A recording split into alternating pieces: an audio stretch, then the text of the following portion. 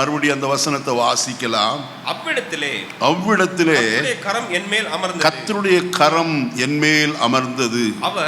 அவர் நீ எழுந்திருந்து பள்ளத்தாக்குக்கு புறப்பட்டு போ, அங்கே உன்னுடனே பேசுவேன் என்றார்.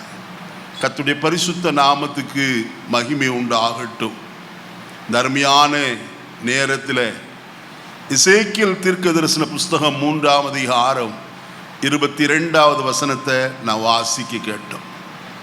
இங்கே வசனத்தில் சொல்லப்பட்டிருக்கிறது, கர்த்தருடைய கரம் என்மேல் வந்து என்ன செய்தது? அமர்ந்தது. எசேக்கியேல் மேல் கர்த்தருடைய கரம் அமர்ந்தபடியினாலே கர்த்தர் அவரை பள்ளத்தாக்குக்கு அழைத்து கொண்டு போனதை நாம் பார்க்கிறோம். நீ எழுந்து பள்ளத்தாக்குக்கு என்ன செய்? புறப்பட்டு போ. எதற்கு பள்ளத்தாக்குக்கு புறப்பட்டு போக வேண்டும்? அங்கே நான் உன்னுடனே என்ன செய்வேன்? பேசுவேன். கர்த்தர் பேசுவதற்கு சில இடங்களை தெரிந்து கொண்டிருக்கிறத நாம் வேதத்தில் வாசிக்க முடியும். அநேக சம்பவங்களில் தேவன் தம்முடைய பிள்ளைகளோடு கூட பல விதங்களிலே பேசியிருக்கிறார். இங்கே எசேக்கியேலோடு கூட பள்ளத்தாக்கிலே அவன் புறப்பட்டு போகும்படிக்கு சொல்லி அவனோடு தேவனுடைய வார்த்தைகளை கர்த்தர் பேசுகிறத நாம் பார்க்க முடியும். இதே போல நான் கர்த்தருடைய வசனத்தை வாசிப்போமானால் அங்கே யாத்திராகமத்தின் புஸ்தகம் 24ஆம் அதிகாரத்தில் 16வது வசனம் இவ்விதமாய் சொல்லப்படுகிறது. சீனாய் மலையின் மேல் தங்கி இருந்தது. மேகம் 6 நாள் அதை மூடி இருந்தது. 7ஆம் நாளில் அவர் மேகத்தின் நடுவில் இருந்து மோசேயை கூப்பிட்டார். பாருங்கள், மேகத்தின் நடுவில் இருந்து கர்த்தர் என்ன செய்கிறவர்? பேசுகிற தேவனாய் காணப்படுகிறார். ஓசியா தீர்க்கதரிசன புஸ்தகம் 2ஆம் அதிகாரம் 14வது வசனம் வாசிப்போம். ஆயினும் இதோ நான் அவனுக்கு நயங்காட்டி அவனை வனாந்திரத்திற்கு அழைத்து கொண்டு போய் அவனோடு பட்சமா என்ன செய்து பேசி. அப்ப வனாந்திரத்திலும் கர்த்தருடைய சத்தம் என்ன செய்ய முடியும்? கேட்க முடியும்.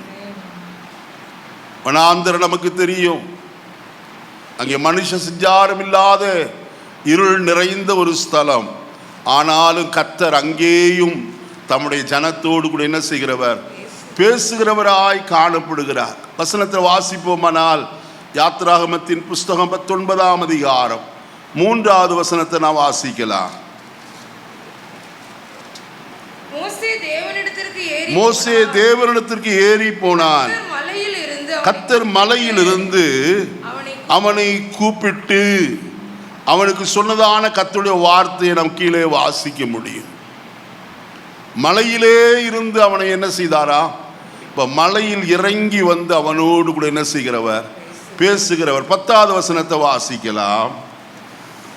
பின்னும் கர்த்தர் மோசேயை நோக்கி ஜனங்களிடத்தில் போய் இன்றைக்கும் நாளைக்கும் அவர்களை பரிசுத்தப்படுத்து.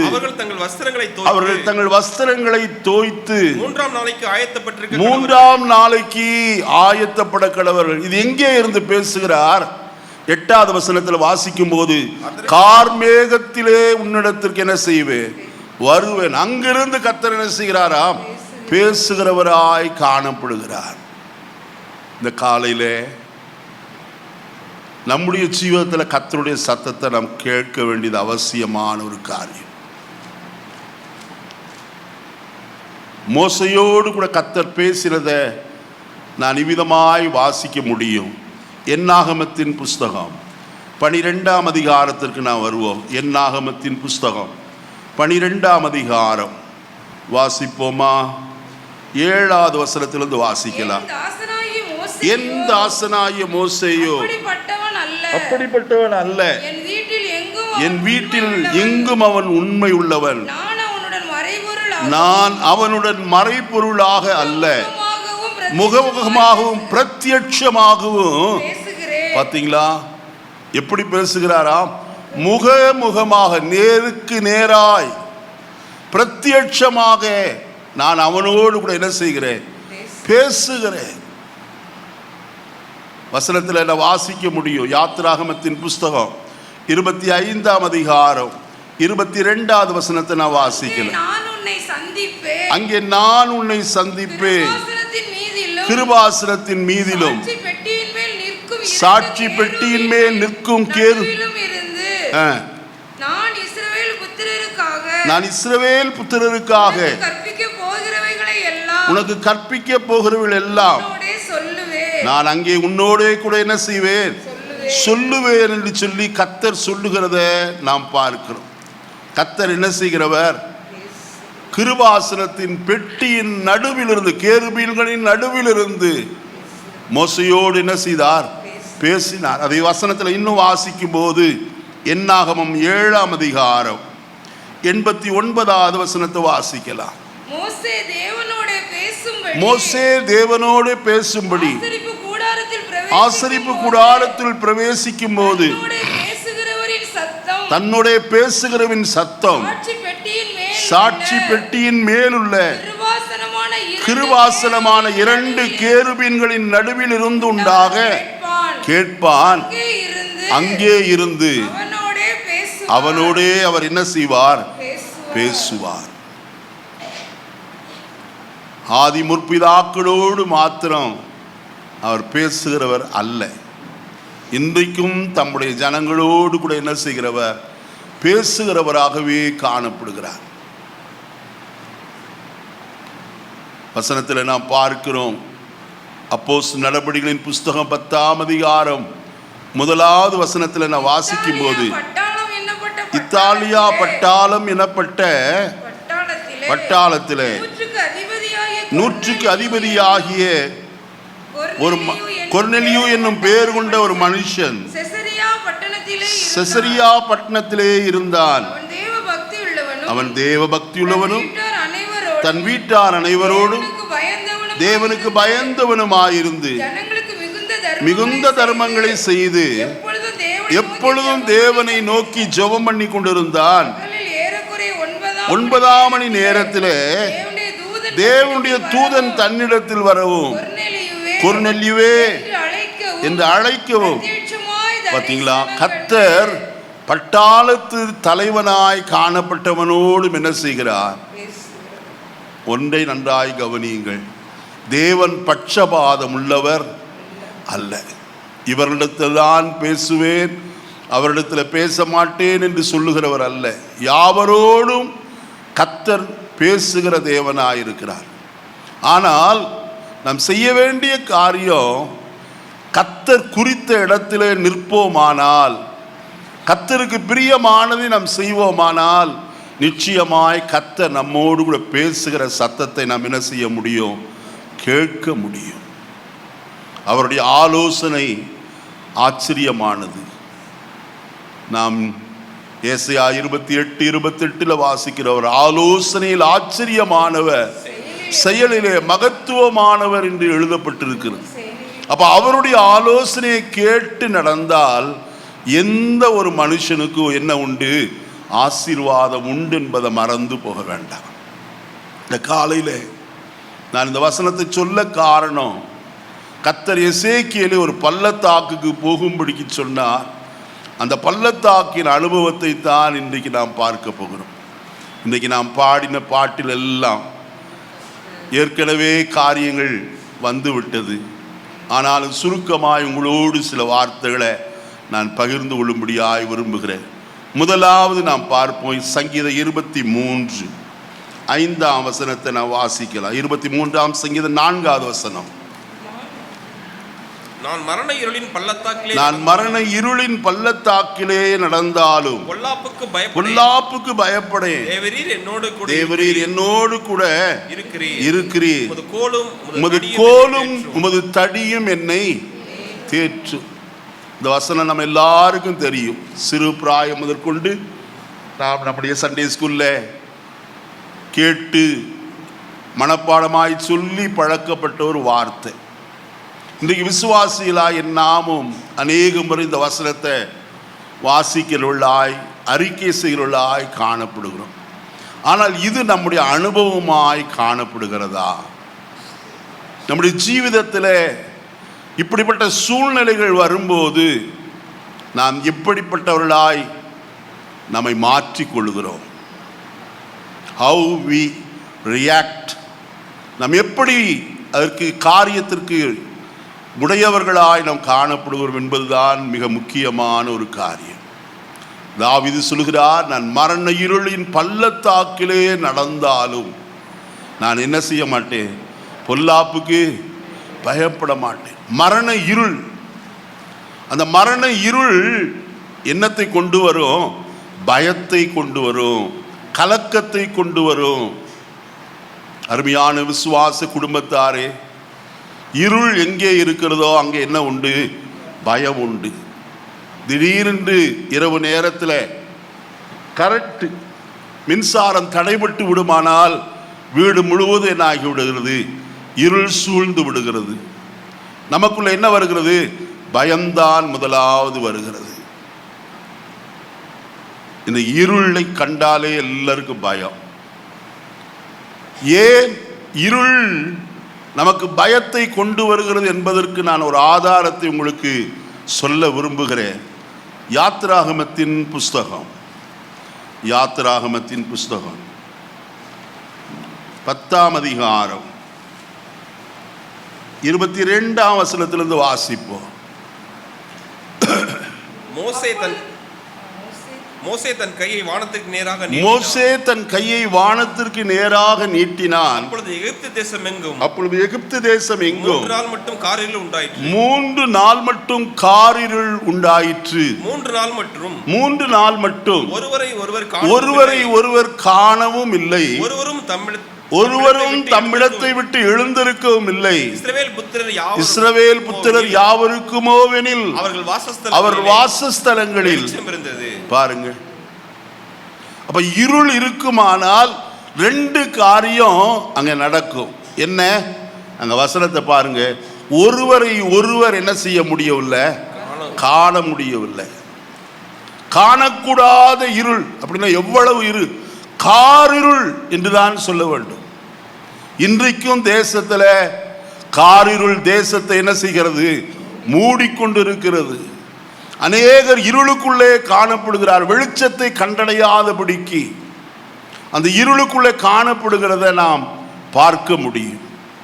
அப்போஸ்தலனாகிய பவுலடியார் சொல்லும்போது தன்னை கர்த்தர் அழைத்ததற்குரிய காரணத்தை சொல்லுகிற வேளையில அவர் இவ்விதமாய் சொல்லுகிறார்.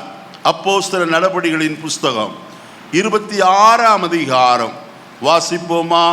கர்த்தருடைய வசனத்தை 17-18 வசனங்களை வாசிக்கலாம். உன் சுய ஜனத்தாரிடத்தினின்றும் அந்நிய ஜனத்தாரிடத்தினின்றும் உன்னை விடுதலையாக்கி அவர்கள் என்னை பற்றி விசுவாசத்தினாலே பாவ மன்னிப்பையும் பரிசுத்தமாக்கப்பட்டவர்களுக்குரிய சுதந்திரத்தையும் பெற்றுக் கொள்ளும்படியாக அவர்கள் இருளை விட்டு வெளிச்சத்திடத்திற்கும் இருளை விட்டு ஒளியிடத்திற்கும் சாத்தானுடைய அதிகாரத்தை விட்டு தேவனிடத்திற்கும் திரும்பும்படி நீ அவருடைய கண்களை திறக்கும் பொருட்டு இப்பொழுது உன்னை அவரிடத்திற்கு என்ன செய்கிறேன்? பவுலுடைய பிரதான வேலை என்ன தெரியுமா? இருளிலே இருக்கிற ஜனங்கள் என்னத்தை செய்ய வேண்டும்? என்னத்தை காண வேண்டும்? வெளிச்சத்தை காண வேண்டும். பவுலுக்கு மட்டுமல்ல, இன்றைக்கு நமக்கும் அதுதான் காரியம். நாமும் அதைத்தான் செய்கிறோமா, செய்து கொண்டிருக்கிறோமா என்பதை சிந்திக்க வேண்டும். இன்றைக்கு எத்தனையோ பேருடைய வாழ்க்கையில இருள் கவ்வி கொண்டிருக்கிறது. இருளை விட்டு வெளியே வர வழி தெரியாதபடிக்கு திகைக்கிற அநேகருடைய வாழ்க்கை நாம் பார்க்க முடியும். ஆனால் நாம் அவர்களுக்கு வெளிச்சத்தின் தேவனாய் காணப்படுகிற கிறிஸ்துவை அவர்களுக்கு அறிமுகப்படுத்துகிறோமா? இருள் அவர்களுடைய வாழ்க்கையில் இருக்கிற வரைக்கும் ஒருவரை ஒருவர் காண முடியவும் இல்லை. அங்க வசனம் சொன்னது, அவர்கள் தங்களுடைய ஸ்தானத்தை விட்டு என்ன செய்ய முடியல? எழுந்து ஒன்று செய்ய முடியாத ஒரு காலம். அதனால்தான் இயேசு சொல்லும்போது சொன்னார், ஒருவனும் கிரியை செய்யக்கூடாத ராக்காலம் வருகிறது. இந்த ராக்காலம் வருகிறதற்கு முன்னே நாம் செய்ய வேண்டியதை செய்கிறவர்களாய் காணப்பட வேண்டும். அதற்கு கர்த்தர் நம்மை வைத்திருக்கிற ஸ்தானம் என்ன? நீங்கள் உலகத்திற்கு என்னவா இருக்கிறீர்கள்? வெளிச்சமாக இருக்கிறீர்கள். முன்னே நீங்கள் அந்தகாரமாக இருந்தீர்கள், இப்பொழுதோ கிறிஸ்துவுக்குள் வெளிச்சமாக இருக்கிறீர்கள். வெளிச்சத்தின் பிள்ளைகளாய் என்ன செய்யுங்கள்? நடவுங்கள்.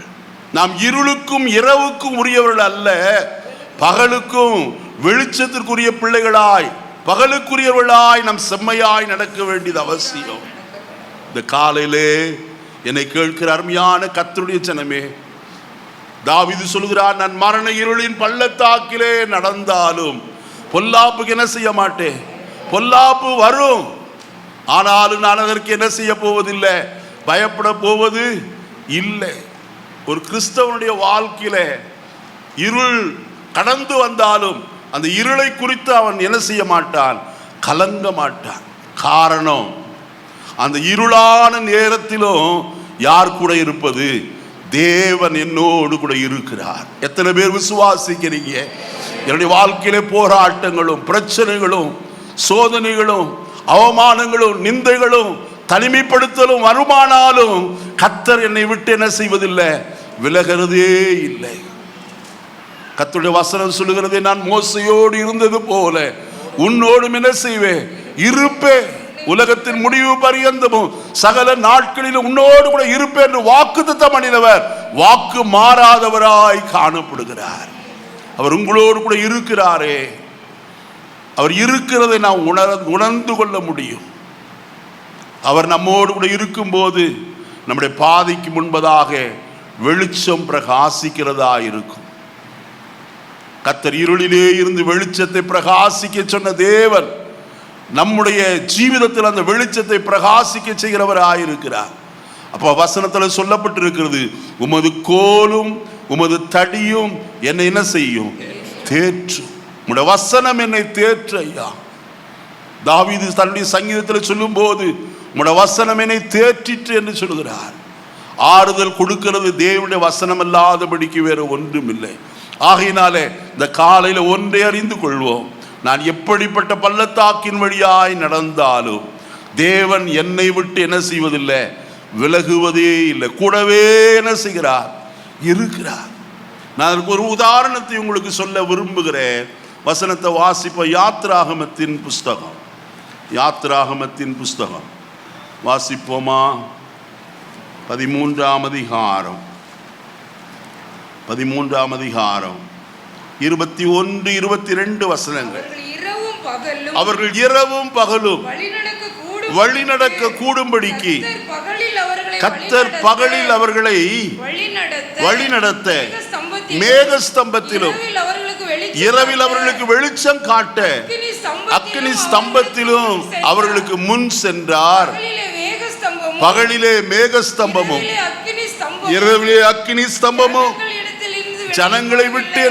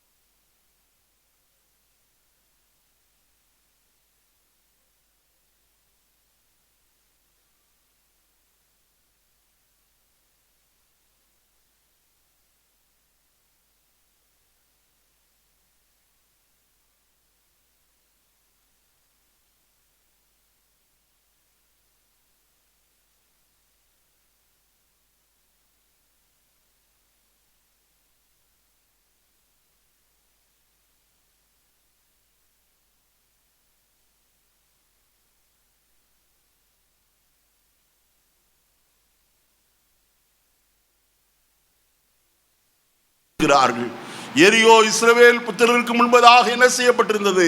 அடைக்கப்பட்டிருக்கிறது. முன்னேறி போகக்கூடாதபடிக்கு தடைப்பட்டு இருக்கிற காரியம். இன்றைக்கு எரிகோ தடை செய்தது போல இன்றைக்கு உங்களுடைய வாழ்க்கையில ஏதாகிலும் தடையாய் காணப்படுகிற நிலைகள் உண்டோ? நீங்கள் முன்னேறக்கூடாதபடிக்கு, உங்களுடைய வாழ்க்கையின் அடுத்த அடியை எடுத்து வைக்க கூடாதபடிக்கு, உங்களுடைய மேன்மையை தடுக்கிற, உங்களுடைய உயர்வை தடுக்கிற, உங்களுடைய ஆசீர்வாதத்தை தடை செய்கிற காரியம் ஏதாயிலும் உண்டானால் நீங்க செய்ய வேண்டிய ஒரு காரியம், இஸ்ரவேல் புத்திரரை பார்த்து கர்த்தருடைய ஆலோசனை வந்தது. உடன்படிக்கை பெட்டியை சுமக்கிற ஆசாரியர்கள் உடன்படிக்கை பெட்டியோடு கூட பூரிகளை பிடித்து கொண்டு எரிகோவை ஒவ்வொரு நாளும் என்ன செய்ய வேண்டும்? ஒவ்வொரு முறை சுற்றி வர வேண்டும். ஒரு சத்தமும் பிறக்கக்கூடாது, ஒருவரும் பேசக்கூடாது. ஏன் அப்படி கர்த்தர் சொன்னார்? இன்னைக்கு ஆயில யோசிச்சிருக்கீங்களா? ஒருத்தரும் பேசக்கூடாதுன்னு சொன்ன காரியத்தை ஏன் கர்த்தர் அப்படி சொன்னார்? பேசிட்டு போயிருந்தாங்கன்னா இந்த ஆண்டவருக்கு வேற வேலையே இல்லை. இந்த கோட்டையை போய் எப்படியாயிலும் இடிச்சு தள்ளி உள்ளுக்குள்ள போறதை விட்டுட்டு இந்த பெட்டியை தூக்கிட்டு என்ன செய்ய சொல்றாரு? சுத்தி வர சொல்றாரு. யோசுவாவை பார்த்து, அந்த பையனுக்கு ஒரு விவரம் இல்லை, அவன் சின்ன பையன், அவனுக்கு ஒன்றும் தெரியாது, இப்படி எல்லாம் சொல்லுவாங்கன்னு தான், அவிசுவாசமான வார்த்தைகள் எல்லாம் பேசுவார்கள் என்று சொல்லிதான் கர்த்தர் வாயை மூடிட்டு பேசாம நடன்னு சொன்னார். ஆனால் 7வது நாள் 7வது முறை சுற்றி வந்த போதுதான் கர்த்தர் சொன்னார், ஆர்ப்பரியுங்கள். அப்ப ஆர்ப்பரித்த போது அவ்வளோ பெரிய கோட்டை என்ன செய்தது? விழுந்து போயிற்று. ஒரு கடப்பாறை இல்லை, ஒரு சம்மட்டி இல்லை, ஒரு பாம்பு வைக்கல, எதுவும் இல்லை. ஒரு நிலநடுக்க சம்பவித்தது போல என்ன செய்தது?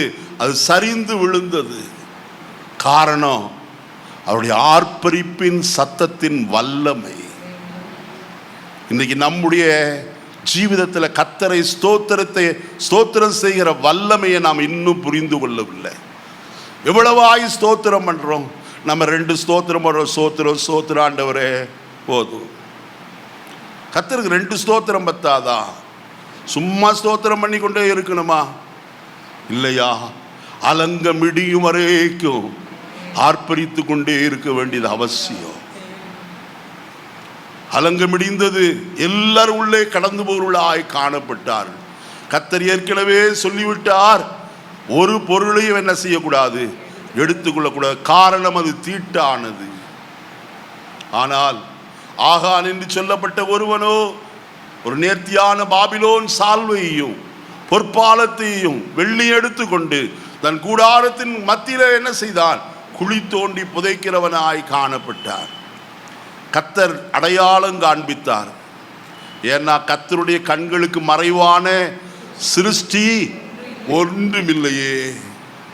கர்த்தர் சரியாய் ஆகானை அடையாளம் காண்பித்தார். அவனை பிடித்து கொண்டு போய் எல்லாரும் என்ன செய்தார்கள்? கல்லெறிந்து கொன்று போட்டார்கள். அப்படி கல்லெறிந்து கொன்று போட்ட இடம்தான் ஆகோரின் பள்ளத்தாக்கு என்று அழைக்கப்படுகிறது. அதை சரியாய் சொல்ல வேண்டுமானால் நியாய தீர்ப்பின் பள்ளத்தாக்கு. எனக்கு கேட்கிற அருமையான கர்த்தருடைய பிள்ளைகளே, நீங்களும் நானும் நியாய தீர்ப்புக்கு ஏதுவானவர்களாய் காணப்பட்ட ஒரு நாளிலே நாம் யோவான் எழுதின சுவிசேஷம் 8ஆம் அதிகாரத்தில் வாசிக்கும் போது கையும் களவுமாய் பிடிக்கப்பட்ட ஒரு ஸ்திரீயை கொண்டு வந்து இயேசுவுக்கு முன்பதாய் நிறுத்தி வைத்தார்கள். நிறுத்தி வைத்த அவனவன் கையில என்னத்தை வைத்திருந்தான்? கல்லை வைத்திருந்தான். ஆனால் இயேசு கிருபையாய் தரையிலே குனிந்து எழுதிவிட்டு அவர்களை பார்த்து சொன்னார், உங்களில் குற்றம் இல்லாதவன் எவனோ, பாவம் செய்யாதவன் எவனோ, அவன் முதலாவது என்ன செய்ய கடவன்? கல்லெறிய கடவன். வந்தவனெல்லாம் தன் மனதிலே என்ன செய்யப்பட்டு, அங்க வசனம் அழகாய் சொல்லப்பட்டிருக்கிறது, அவர்கள் அதை கேட்டு தங்கள் மனசாட்சியினால் என்ன செய்யப்பட்டு பெரியோர் முதல் சிறியோர் வரைக்கும் ஒவ்வொருவராய் போய்விட்டார்கள். பார்த்தீங்களா? மனசாட்சியிலே அவர்கள் என்ன செய்யப்பட்டார்கள்? கடிந்து கொள்ளப்பட்டார்கள். ஆண்டவர் சொன்ன ஒரு வார்த்தை தான், உங்களில் குற்றம் இல்லாதவன் முதலாவது இவள் மேல் கல்லெறிய கடவன். எல்லாரும் போய்விட்டார்கள். இயேசுவும் அவளை பார்த்து சொன்னார், நானும் உன்னை ஆக்கினைக்குள்ளாக தீர்க்கிறது இல்லை, நீ எப்படி போ, சமாதானத்தோடே போ, இனி என்ன செய்யாதே, பாவம் செய்யாதே. இந்த காலையிலே நான் ஒன்று உங்களோடு சொல்லட்டும்,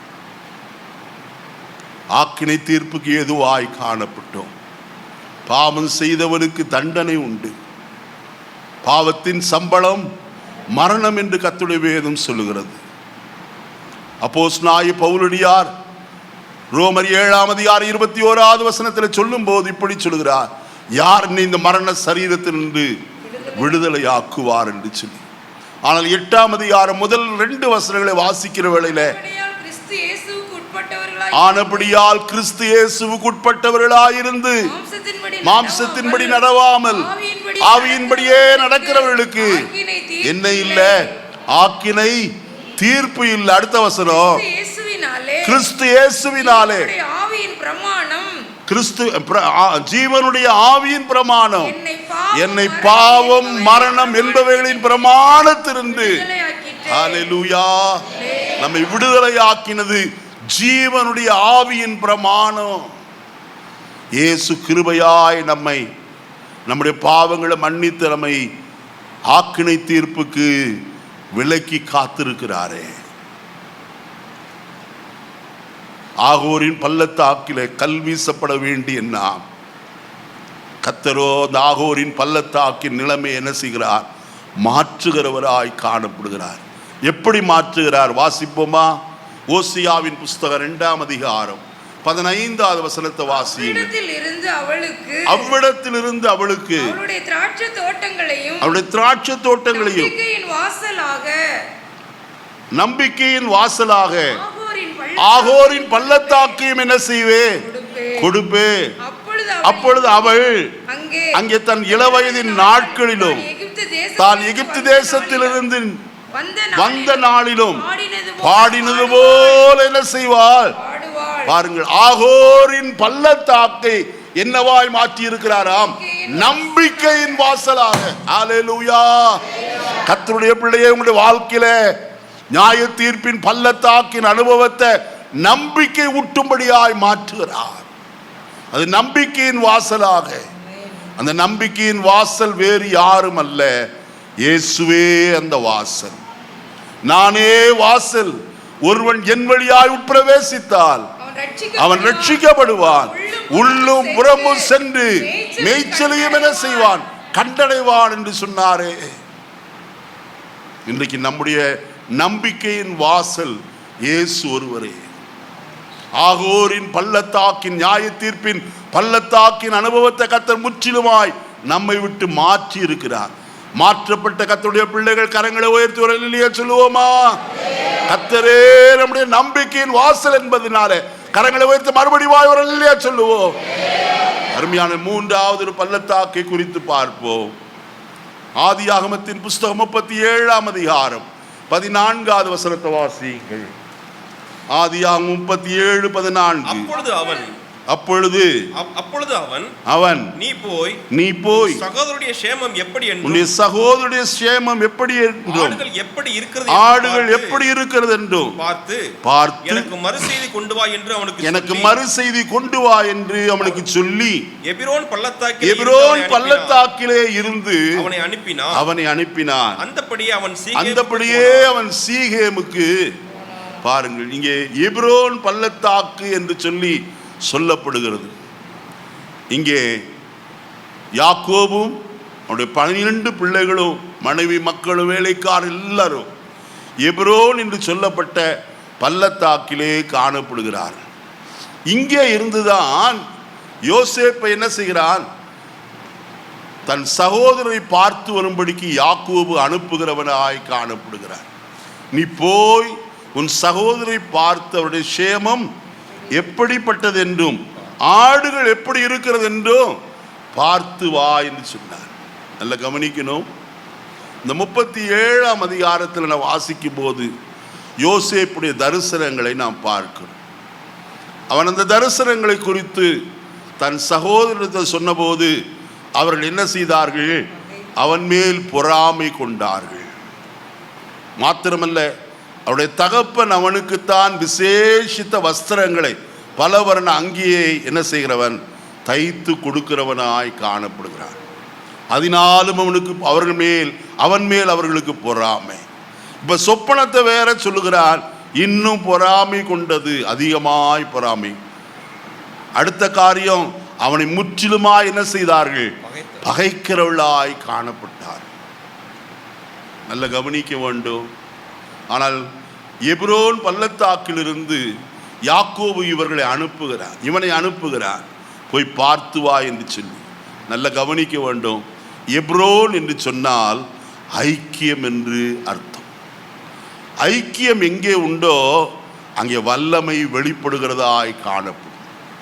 இதோ சகோதரர் ஒருமித்து வாசம் பண்ணுகிறது, எத்தனை நன்மையும் எத்தனை இன்பமாயிருக்கிறது.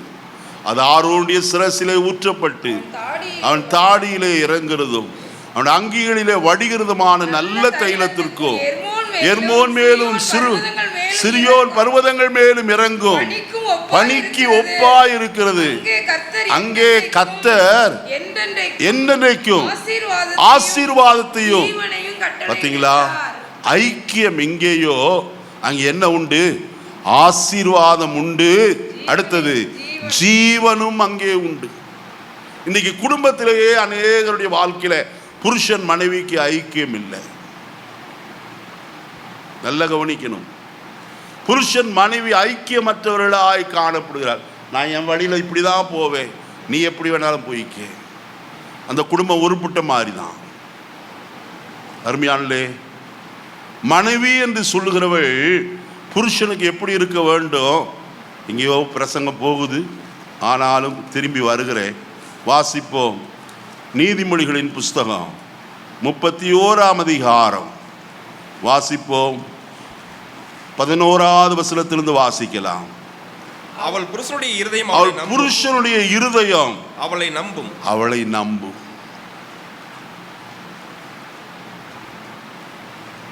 அருமையான குடும்ப வாழ்க்கை நடத்துகிற கர்த்தருடைய பிள்ளைகளே, உங்க புருஷனுடைய இருதயம் உங்களை நம்புகிறதா? நம்பணுமானால் நாம் எப்படி இருக்கணும்? நம்பிக்கைக்கு பாத்திரவான்களாய் காணப்படும். ஒளிவு மறைவு என்பது குடும்ப வாழ்க்கையில் இருக்கவே கூடாது. ஒளிவு மறைவு இருக்குமானால் பிரச்சனை நிறைய வரும். இங்க வசனத்தில் சொல்லப்பட்டிருக்கிறது, அவள் புருஷனுடைய இருதயம் அவளை நம்பும். அவன் சம்பத்து என்ன செய்யாது? குறையாது. தன்னுடைய இஷ்டத்துக்கு எதையோ ஒன்று செய்ய மாட்டான். புருஷனை கேட்டு ஆலோசனையை கேட்டு எந்த குடும்பம் செயல்படுகிறதோ அந்த குடும்பம் ஆசீர்வாதமாய் காணப்படும். ஒரு கடன் வாங்குகிற காரியமானாலும் சரி, ஒரு பொருளை வாங்குகிற காரியமானாலும் சரி, கலந்து பேசி எதையும் செய்வோமானால் அது ஆசீர்வாதம். அங்கேதான் கர்த்தருடைய ஆசீர்வாதம் வரும். அடுத்த வசனத்தில் சொல்லப்பட்டிருக்கிற வார்த்தை பாருங்கள், அவன் உயிரோடு இருக்கும் நாளெல்லாம் அவனுக்கு தீமையை அல்ல நன்மையே செய்கிறாள். எத்தனை மனைவிமார் புருஷனுக்கு தீமையை செய்கிறவர்கள். பேப்பரை வாசிக்கிறீங்களா? இன்னைக்கு காலையில் வாசித்தேன்.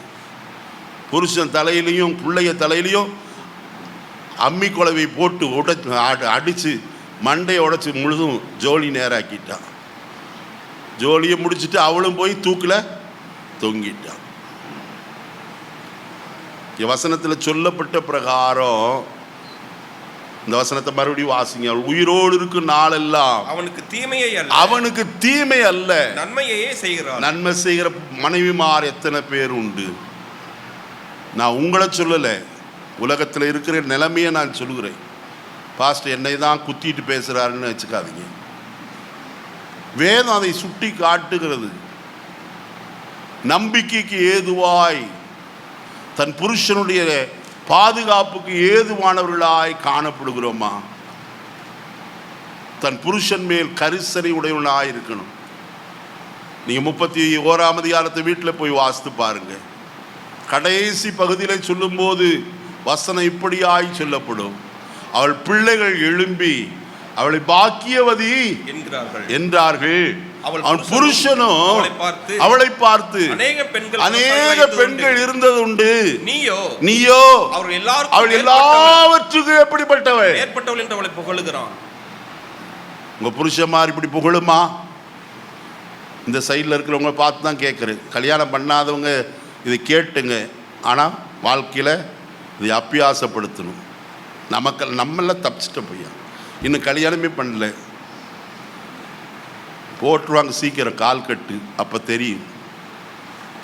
ஆனால் ஜாக்கிரதையாக இருக்கணும். எல்லாவற்றிலும் புருஷனால் நற்சாட்சி பெற்கிற ஒரு அனுபவம் நமக்கு தேவை.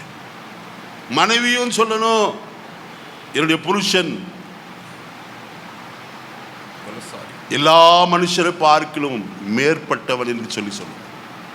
தர்மியான காலை வேளையில நம்முடைய ஜீவிதத்தில் ஒரு சாட்சி எப்போதும் தேவை. ஆக்கில்லா பிரிஸ்கில்லாளை குறித்து கர்த்தருடைய வேதம் சொல்லுகிறது.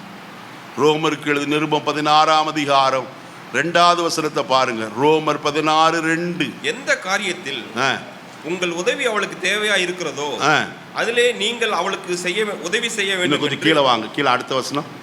கிறிஸ்து இயேசுவுக்குள்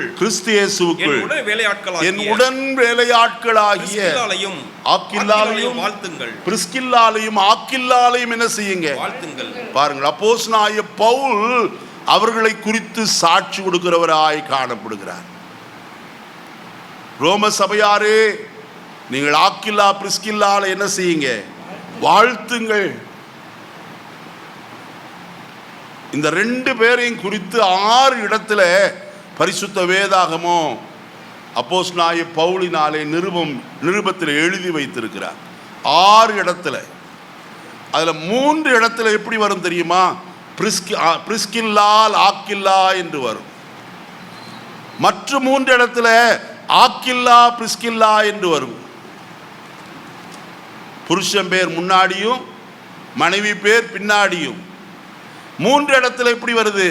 மனைவி பேர் முன்னாடியும் புருஷன் பேர் பின்னாடியும் வருது. அது எப்படிங்க நீங்க போட்டீங்க? என் பேரில் முன்னாடி இருக்கணும். புருஷன் சொல்றாரு என் பேரில் முன்னாடி இருக்கணும். ஆனால் கர்த்தருடைய ஊழியர் 2 பேரையும் ஒரு பேலன்ஸ் பண்ணி எழுதுகிறார்.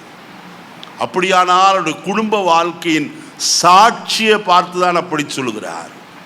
அவர்களை என்ன செய்யுங்க? வாழ்த்துங்கள். ஏன் வாழ்த்துன்னு தெரியுமா? அடுத்த வசனத்தில் இப்படி சொல்லப்பட்டிருக்கிறது, அவர்கள் என் பிராணனுக்காக தங்கள் கழுத்தை என்ன செய்தவர்கள்? என்னுடைய பிராணனுக்காக. யாருடைய பிராணன்? பவுலுடைய பிராணனுக்காக, ஊழியக்காரனுக்காக தங்கள் கழுத்தை கொடுத்தவர்களாம். அது மாத்திரமல்ல, அவர்களை பற்றி நான் மாத்திரமல்ல, பிரஜாதியாரில் உண்டான சபையார் எல்லாரும் நன்றி அறிதல் உள்ளவர்களாயிருக்கிறார்கள். பவுலுக்கு எல்லா விதத்திலும் உதவி செய்தவர்கள் அவர்கள்தான்.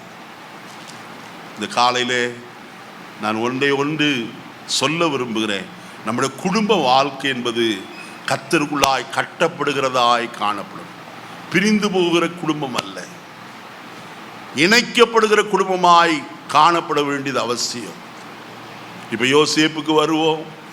யோசேப்பு நான் குறித்து சொல்ல காரணம், எபிரோனிலிருந்து கர்த்தர் தன் தகப்பன் அனுப்புகிறார். எபிரோன் என்றால் ஐக்கியம் என்று அர்த்தம் என்று உங்களுக்கு சொன்னேன். அருமையான கர்த்தருடைய பிள்ளைகளே, சொப்பனம் வருது. சொப்பனத்தை சொல்லுகிறான், ஓ இனி எங்களை ஆளுவாயோ, நீ எங்களை துரைத்தனம் பண்ணுவாயோ என்று சகோதரர் எல்லாரும் சொல்லுகிறார்கள். ஆனால் ஒன்று நன்றாய் அறிய வேண்டும், தேவனுக்கு பயந்த மனுஷனுடைய வாழ்க்கையில உபத்திரவங்கள் சோதனைகள் வரத்தான் செய்யும். தரிசனம் உள்ளவனுக்கு சோதனை வருவது நிச்சயம். தரிசனம் கொடுத்துட்டார் கர்த்தர், எனக்கு ஒரு சோதனையும் வராது, எனக்கு ஒரு பிரச்சனையும் வராது என்று என்ன செய்ய வேண்டாம், நினைக்கவே வேண்டாம். சொப்பனம் கர்த்தர் கொடுத்தாலும், தரிசனம் கர்த்தர் கொடுத்தாலும், கர்த்தருக்கு நாம் பயந்து நடந்தாலும் நமக்கு வாழ்க்கையில பிரச்சனை வரத்தான் செய்யும். ஆனால் கர்த்தர் அவைகள் எல்லாவற்றையும் நின்று அவன் என்ன செய்கிறவர்? விடுவிக்கிற தேவனாய் காணப்படுகிறார். ஏன் சோதனை வருது தெரியுமா? சோதனையின் மத்தியிலேயும் கர்த்தரை நாம் நோக்கி பார்த்து நம்முடைய ஜீவிதத்தை நடத்துகிறோமா அல்லது மனுஷரை சார்ந்து இருக்கிறோமா என்பதற்குத்தான் சோதனை வருகிறது. கர்த்தர் வெறுமனே நம்மை சோதனையின் வழியாய் நடத்துகிறவர் அல்ல. சோதனையை சகிக்கிற மனுஷன் பாக்கியவான் என்று சொன்னார். மனுஷருக்கு நேரிடுகிற சோதனை அல்லாமல் வேற சோதனை உங்களுக்கு என்ன செய்கிறது இல்லை, நேரிடுகிறது இல்லை. ஆனால் ஒன்று, சோதனையோடு கூட தப்பித்துக் கொள்ளும்படியான போக்கையும் கர்த்தர் என்ன செய்கிறவர், உண்டாக்குறவராயிருக்கிறார் என்று சொல்லிவிட்டு அதுல ஒரு வார்த்தை சொல்லப்படுகிறது. தேவன் எப்படிப்பட்டவராயிருக்கிறாரே, உண்மை உள்ளவராயிருக்கிறாரே. 1 கொரிந்தியர் 10ஆம் அதிகாரத்தில் அந்த வசனம் உண்டு. 1 கொரிந்தியர் 10ஆம் அதிகாரம் மனுஷருக்கு வசனத்தை சொல்லிருங்க. 13வது வசனம். மனுஷருக்கு நேரிடுகிற சோதனையே அல்லாமல் வேறே சோதனை உங்களுக்கு நேரிடவில்லை. தேவன் எப்படிப்பட்டவர், உண்மை உள்ளவராயிருக்கிறார்.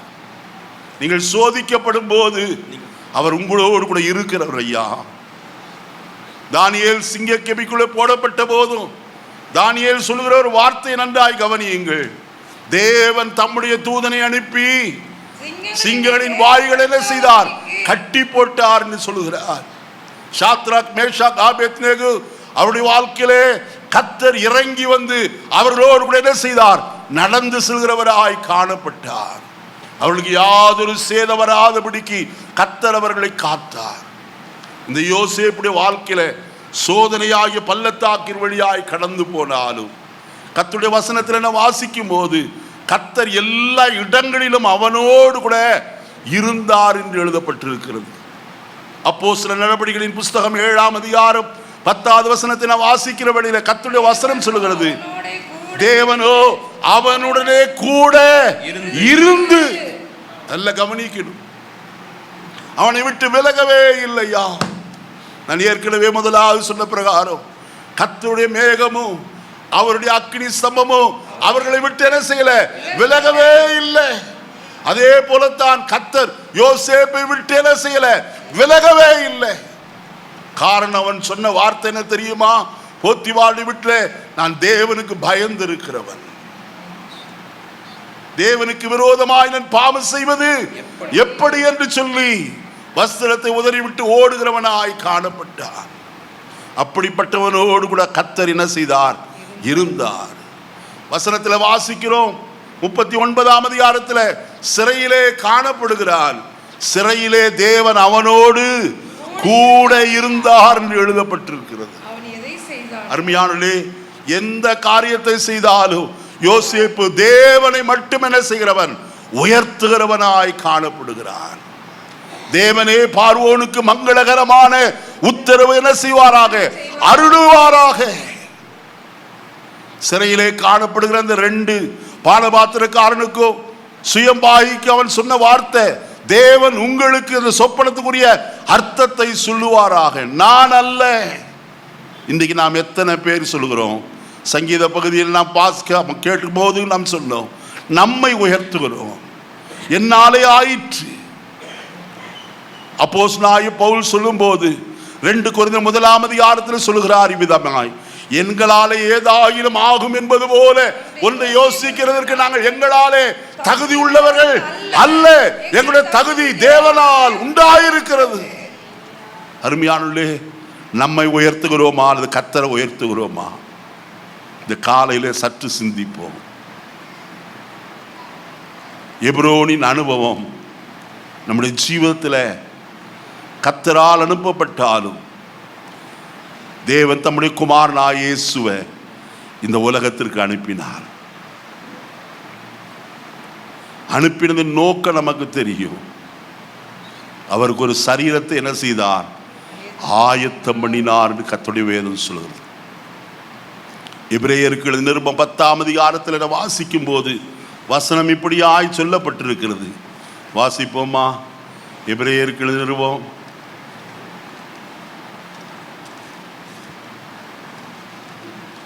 10ஆம் அதிகாரம் 8வது வசனத்திலிருந்து வாசிங்க.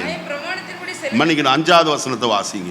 ஆகையால் அவர் உலகத்தில் பிரவேசிக்கும் போது பலியையும் காணிக்கையும் நீர் விரும்பவில்லை, ஒரு சரீரத்தை எனக்கு, அந்த சரீரத்தை தான் முற்றிலுமாய் என்ன செய்தார்? நொறுங்கும்படிக்கு ஒப்பு கொடுத்தார். நீ போப்பா, உனக்கு எந்த பிரச்சனையும் இல்லை என்றெல்லாம் சொல்லல. அவரை ஒரு நோக்கத்தோடு அனுப்பினார். எதற்கு? பூலோகம் ரட்சிக்கப்படும்படிக்கு. அவர் சிலுவையில் மரிக்க வேண்டும் என்பது பிதாவுடைய சித்தம். ஆயினால் தான் அவர் ஜெபிக்கும் போது சொன்னார், பிதாவே, இந்த பாத்திரம் என்னை விட்டு நீங்க கூடுமாகில் நீங்கும்படிக்கு செய்யும், ஆகிலும் என்னுடைய சித்தத்தின்படி அல்ல, உம்முடைய சித்தத்தின்படியே ஆகட்டும். எத்தனை பேர் இன்றைக்கு நம்மிலே சொல்லக்கூடும், ஆண்டவரே என் சித்தம் வேண்டாம் ஐயா, உம்முடைய சித்தம் மட்டும் என் வாழ்க்கையில் நிறைவேறட்டும். நம்ம எல்லாரும் எழுந்திருப்போமா? கர்த்தரை நோக்கி பார்ப்போம். இந்த காலை வேளையில கர்த்தர் பள்ளத்தாக்குக்கு அழைத்து கொண்டு போய் நம்மோடு கூட பேசுகிறவர். அவருடைய சத்தத்தை கேட்கும் காதுகள் நமக்கு தேவை. காலைதோறும் என்னை எழுப்புகிறார். கேட்கும்படிக்கு என் செவிகளை அவரே திறக்கிறார். சாமுவேலோடு பேசி தேவாலயத்தில் பேசின கர்த்தர் இன்றைக்கு உங்களோடும் என்னோடும் பேசுகிறார். அவருடைய சத்தத்தை இந்த காலையில் கேட்டிருக்கிறோம். நான் மரண இருளின் பள்ளத்தாக்கில் நடந்தாலும் பொல்லாப்புக்கு பயப்படேன். காரணம், தேவன் என்னோடு கூட இருக்கிறார். என்னை கேட்கிற அருமையான கர்த்தருடைய பிள்ளைகளே, விசுவாச குடும்பத்தாரே, கர்த்தர் உங்களோடு கூட இருக்கிறார் என்கிற நிச்சயத்தை எப்போதும் உடையவர்களாயிருங்கள். கர்த்தர் என்னை விட்டு விலகலையா, என்னை கைவிடவே இல்லை, அவர் எனக்கு தூரமாய் அல்ல, என்னோடு கூடவே இருக்கிறார். 2வது காரியம், ஆகோரின் பள்ளத்தாக்கை நம்பிக்கையின் வாசலாய் மாற்றினார். நம்முடைய ஜீவிதத்தில் மரண ஆக்கினைக்கு உட்பட வேண்டியவளாய் காணப்பட்டோம். ஆனால் கிருபையாய் கர்த்தர் அந்த ஆக்கினை தீர்ப்பை மாற்றி நமக்கு ஒரு நம்பிக்கையை தந்திருக்கிறார். நம்பிக்கையின் வாசலாக இயேசு காணப்படுகிறார். அந்த வாசல் வழியாய் நித்திய ஜீவனுக்குள்ள பரலோக ராஜ்யத்தை நாம் பிரவேசிக்க முடியுமே. 3வது ஒரு அனுபவத்தை சொன்னேன். எப்ரோன் பள்ளத்தாக்கு அது ஐக்கியத்தை காட்டுகிறது. நம்முடைய வாழ்க்கையில் ஐக்கியம் உண்டானால் நிச்சயம் ஆசீர்வாதம் உண்டு. ஒருவன் 1000 பேரையும் 2 பேர் 10,000 பேரையும் துரத்துவது எப்படி என்று எழுதப்பட்டிருக்கிறதே. ஐக்கியம் உண்டானால் அங்கே ஜெயம் உண்டு. அடிமையாய் பாபிலோனுக்கு கொண்டு போகப்பட்ட தானியேலும் ஷாத்ராக் மேஷக் ஆபேத்நேகோ என்று சொல்லப்பட்டவர்களுக்குள்ளே பிரச்சனை எழும்பிற்று. தேசத்தின் அதிபதி சொன்ன வார்த்தை, ராஜாவின் போஜனத்தை சாப்பிட வேண்டும். ஆனால் அவர்கள் ஐக்கியப்பட்டு ஜெபித்தார்கள். அந்த மனுஷன் மேல் அதிகாரியாய் வைக்கப்பட்ட மனுஷனுடைய கண்களில் அவர்களுக்கு தயவு கிடைத்தது. இவர்களை கொல்ல வேண்டும் என்று சொல்லி திட்டம் தீட்டினார்கள். ஆனால் ஒருமனப்பட்டு ஜெபித்த போதோ கர்த்தர் அந்த காரியத்தில் பாதுகாப்பு அருளினார். ராஜாவுடைய காரியத்திற்கு உத்தரவு சொல்ல வேண்டும், தரிசனத்திற்கு ஐக்கியப்பட்டு ஜெபித்தார்கள். சொப்பனத்திற்கு அர்த்தம் தானியேலுக்கு வெளிப்பட்டது. ஐக்கியம் ஒரு பெரிய ஆசீர்வாதம். பிரியமானவர்களே,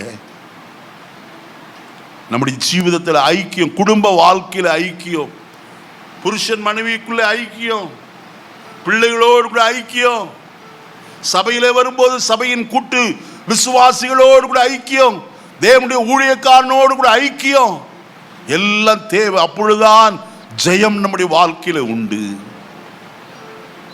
கர்த்தர் ஐக்கியத்தை விரும்புகிற கர்த்தர். மாத்திரமல்ல, மனுஷரோடு மாத்திரமல்ல, தேவனோடும் நாம் ஐக்கியமுடையவர்களாக இருக்க வேண்டுமே. எங்களுடைய ஐக்கியம் பிதாவோடும் அடுக்குமாரனா இயேசு கிறிஸ்துவோடும் இருக்கிறது என்று எழுதப்பட்டிருக்கிறது. தேவனோடு ஐக்கியத்தை பரிபாலிக்கிறவர்களாய் நாம் காணப்படுகிறோமா?